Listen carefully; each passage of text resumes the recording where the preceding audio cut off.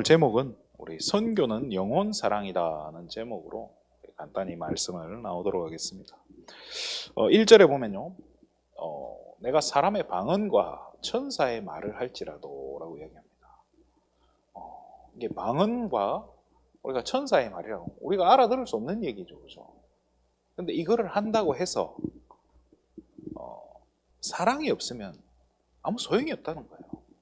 울리는 꽹과리밖에 안 나요. 의외로 방언을 막 여러 가지로 하는 분들이 꽤 많아요, 그죠? 그것도 중요하지만 사랑이 없다면 의미가 없다는 얘기예요. 또 2절에 보면요, 예언도 하고 또 내게 믿음도 있지만 사랑이 없다면 소용이 없다는 거예요. 저는 조금 이상하더라고요. 이게 무슨 의미인가? 사랑이 없는데 이게 가능한가? 사랑이 없는데도 이게 믿음이 되나? 사랑이 없는데도 이런 게 가능할까? 또 3절에 보면요, 심지어 뭐라고 하냐, 내가 구제하고 내 몸을 불사르게 내어줄지라도, 이게 사랑 아닌가요? 우리가 생각하는 사랑 이런 게 아닙니까? 그런데 성경은 이게 사도 바울의 이야기 아닙니까? 그죠? 이렇게 한다 할지라도 사랑이 없다면 소용이 없다는 거예요. 아니, 내가 구제하고 헌신을 하는데, 내가 진짜 믿음 가지고 기도하고 정말로 이렇게 신앙생활 한다고 하는데 사랑이 없다면 아무 소용이 없다라고 이야기하면, 과연 그러면 사랑이 뭐냐는 거예요. 그렇다면 조금 다른 각도로 보면요, 내가 방언도 사랑 없이 할 수 있는 거고, 천사의 말도 사랑이 없이 할 수 있는 거고, 또 예언도 사랑이 없이 할 수 있는 거고, 우리 신앙 고백도 사랑이 없이 할 수 있다는 거예요. 믿음도. 또 구제와 헌신조차도 사랑 없이 할 수 있다는 거예요. 그러면 이 성경이 말하는 사랑이 뭔가에 대해서 우리가 조금 생각을 해봐야 돼요. 성경이 말하는 사랑이 뭐겠습니까? 성경이 말하는 사랑은 다른 거 아니죠, 그죠? 여러 가지 사랑 이야기하는데 스톨게니 에로스니 이렇게 이야기하는데 뭡니까? 결국 아가페 사랑 아닙니까? 우리 범죄한 인간을 살리기 위해서. 죄의 싹은 사망이라고 했는데, 죽어야 되는, 누군가가 죽어야만 해결되는 이 문제를 내가 죽어야 되는데 하나님이 세상을 이처럼 사랑하사 우리를 너무 사랑하셔서 독생자를 주신, 그죠? 자기 아들을, 죄 없는 자기 아들을 대신 보내셔서 십자가에 못 박혀서, 그것도 그냥 죽는 게 아니라 가장 수치스러운 모습으로 십자가에 못 박혀서 돌아가시게 만든, 그죠? 자기 아들을 우리 대신 내어준 그 사랑, 이게 진짜 사랑인 겁니다.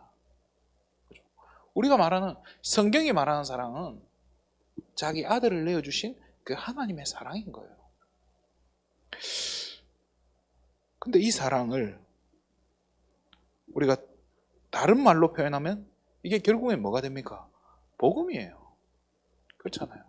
하나님 사랑은 복음인 거예요. 예수 그리스도의 십자가, 이 복음 아닙니까? 그죠? 그러면 이걸 또 다시 고린도전서 13장을 읽어볼 때요, 내가 사람의 방언과 천사의 말을 할지라도 이 복음이 없으면 아무 소용없다는 거예요.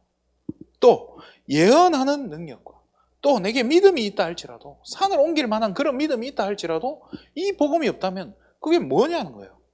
또 내가 구제하고 진짜 내 몸을 불사르게 내줄 만큼 헌신한다 할지라도 이 복음이 없다면 내겐 아무 의미 없다는 거예요.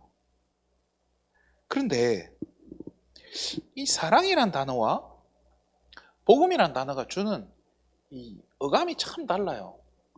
이 사랑이라는 단어가 주는 그 따뜻함이 있지 않습니까? 그죠? 그래서 우리가요, 이 사랑이란 단어를 너무 이렇게 복음이라는 단어로 이렇게 뭉뚱그려서 우리가 얘기하는 좀 습관이 있는 것 같아요. 그러다 보니까 저 자신부터 봐도요, 참 이렇게 영혼 사랑이 없구나 이런 느낌이 참 많이 들어요. 그래서 제가 다른 기도하는 게, 요즘에 기도할 때 하나님 내게 영혼 사랑하는 마음 달라고, 생명을 사랑하는 그 마음을 달라고, 그런 기도를 요즘 자주 해요. 그래서 이거를요, 그냥 단순히 복음이라고 생각하고 읽어버리면 의외로 냉정하다 해야 됩니까? 정이 없다고 해야 됩니까? 그러다 보니까 진짜 우리가 안전뱅이를 봤을 때, 또 영적으로 정말로 고통당하고 있는 그런 사람을 봤을 때 진짜 영혼 사랑하는 그 측은한 마음, 자기 아들을 내어주신 그런 마음이 그 하나님 사랑으로 봐지는 게 아니라 저 복음 못 누리니까 저렇다 이렇게 봐진단 말이에요. 그러면 그게 뭡니까? 우리 또한 바리새인 같은 모습을 가지고 있는 거예요. 이게 제 모습이죠, 그죠? 여러분이 그렇다는 게 아니라 제가 그런 모습들이 너무 많은 거예요. 그래서 오늘 우리 기도 수첩 내용이 선교는 영혼 사랑이다라고 얘기했대요. 참 많은 이렇게 제 자신이 점검이 되더라고요. 아, 그렇구나. 내게 이 영혼 사랑하는 마음이 이게 복음이라는 걸로 뭉뚱그려 가지고 순수하게 사랑으로 이렇게 봤을 때 하나님 사랑이란 이 단어가 너무 내게 없어져 있었구나. 누가복음 10장에 보면 우리가 선한 사마리아인 비유가 나오지 않습니까? 착한 사마리아인. 그 유대인이고 뭐 서기관들이고 다 그냥 지나가지 않습니까? 강도를 만난 사람은. 그런데 그렇게 멸시하던 이 사마리아 사람은요, 데리고 가서 입혀주고 씻겨주고 이런 거를 봤을 때 복음 가지고 있다고 하는 하나님 최고의 사랑인 복음을 제대로 알고 누리고 있다는 내게 이 영혼 사랑하는 마음이 없다면 내 모습도 바리새인과 별반 다르지 않구나 하는 생각이 듭니다. 오늘 기도수첩에는 뭐라고 이야기하냐면 이 영혼 사랑이 없으면 세계복음화는 불가능하다고 합니다. 세계복음화는커녕 교회 하나도 제대로 이렇게 섬기기 힘들 겁니다. 영혼 사랑하는 마음이 없으면 어떻게 그 영혼을 품고 그 영혼을 놓고 기도해주고 또 헌신할 수 있겠냐는 거죠. 실제로 이렇게 해외 현장에 나가보면 우리나라 정말 잘 사는 게 보이지 않습니까? 필리핀만 가도요, 80년대만 해도 우리나라보다 잘 살았다 하지 않습니까? 근데 지금 가보면요, 판잣집이에요. 제일 그 수도의 마닐라 그 중심 외에는 다 판잣집이에요. 아프리카 이런 데는 진짜 말도 못해요. 어떻게 사람이 살까? 근데 그런 판잣집에 얼마 전에 필리핀 불 났다 하지 않습니까? 난리가 나요, 진짜. 불이 옮겨 붙어가지고. 아프리카 이제 케냐에 갔는데, 케냐에 꽤 이제 잘 나가는 대학생이 있어요. 그러니까 대학이 꽤 그 훌륭한 대학이 있어요. 그 대학에 다니는 대학생 집에 가봤어요. 방이 어떻게 돼 있냐? 우리나라 뭐 커튼도 아니에요. 그냥 천 있잖아요, 천. 그 조그만 방 한 칸이 집이에요. 거기에다가 천으로 가려놓은 거예요. 그게 칸막이에요. 이런 데서 어떻게 살지? 그런데 거기에서 공부해서, 그런 곳에서 공부해서 좋은 대학을 간 학생을 보니까 제 자신이 되게 이렇게 나는 뭔가 이렇게 호의호식하면서도 겨우 막 이렇게 신학도 겨우 해가지고 이 졸업한 내 모습이 너무 부끄러운 거예요. 그런데 지금 이런 현장에서 왜 그러면 아프리카나 그런 후진국들이 그렇게 된 줄 우리는 너무 당당하게 이야기합니다. 필리핀은요, 90% 이상이 뭐죠? 천주교예요. 쉽게 말해요, 그 나라에 복음이 없는 거예요. 아프리카도요, 이 복음이 들어갔다고 하지만 사실은 이 복음 아니잖아요. 정말로 이렇게 이상한 것들이 막 토속 그 무속 신앙이랑 섞여가지고요. 그러니까 사실은 기독교라기보단 무속이에요. 그러다 보니까 진짜 막 우리는 그렇게 말하잖아요. 저주받았다라고까지 이야기하잖아요. 그런데 그런 나라에, 그 저주받은 그 나라에 누가 가야 되냐는 거예요. 누가 가야 됩니까? 복음 가진 우리가 가야 되는데 이 영혼 사랑하는 마음이 없다면 간들 어떻게 그 사람들 살려내겠냐는 겁니다. 그래서 이런 선교사님들 중에는 가서 어떻게 하죠? 자기는 좋은 집에 살고 자기는 진짜 막 이 경호원까지 두고 문도 막 담장도 막 한 3m 정도 되는 담장을 제가 못 넘어오게 도둑들이 그렇게까지 막 해서 호의호식하면서 선교한다고. 저는 그건 아니지 않습니까? 그죠?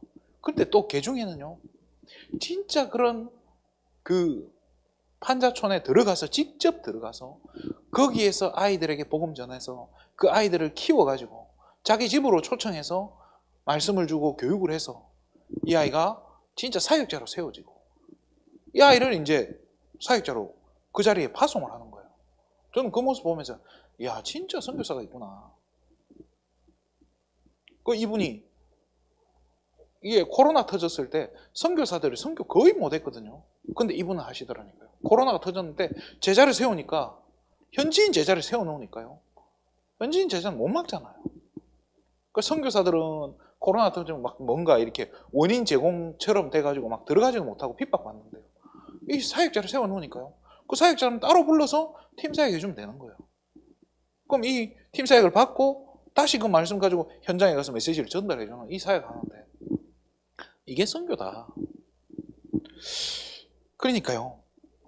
우리가 이 복음 가졌는 게 너무 중요한 게요. 뭐 이렇든 저렇든 해도 복음 가졌기 때문에 실제 문제의 원인을 정확하게 파악을 할 수 있는 거잖아요.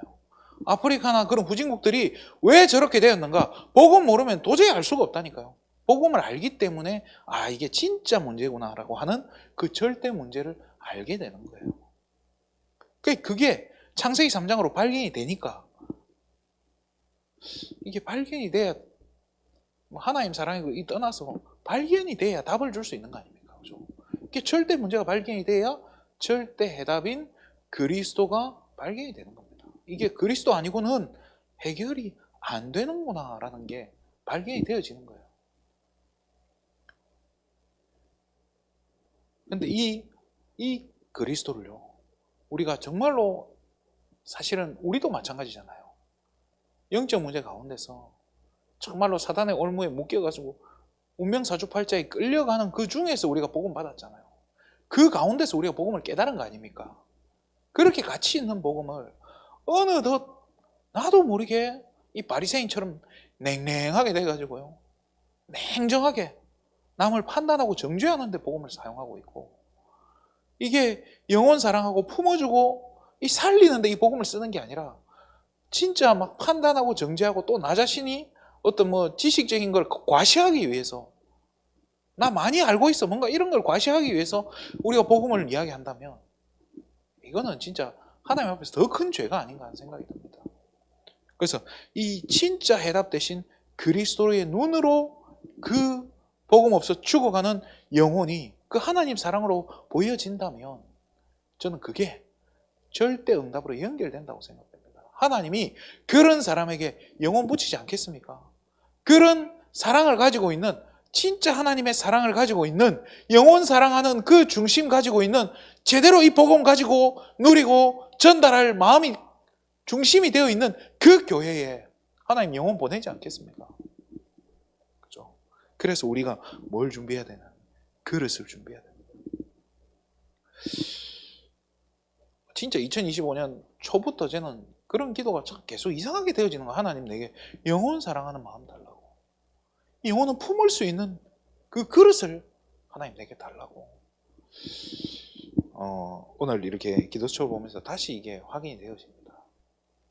오늘 정말로 저와 여러분 자신이 다시 한번 점검되어지고 내게 이 영혼 사랑하는 마음을 가지고 오늘 생명 살려내고 또 한 영혼 한 영혼을 놓고 기도하는 그런 가치 있는 하루가 됐으면 좋겠습니다. 기도하겠습니다. 하나님 참으로 감사를 드립니다. 오늘 정말로 우리 마음 깊은 곳에 하나님 생명을 사랑하는 마음, 영혼을 사랑하는 마음과 그런 중심을 허락하셔서 정말 우리에게 관계된 모든 영혼들이 진짜 영적 문제로 시달려서 복음 몰라서 그런 게 아니라 정말로 창세기 3장에 묶여서 저주재앙 가운데서 죽을 수밖에 없는 그 정말로 예수님이 영혼을 보고 눈물을 흘리셨던 그 마음이 하나님 우리 영혼 깊은 곳에서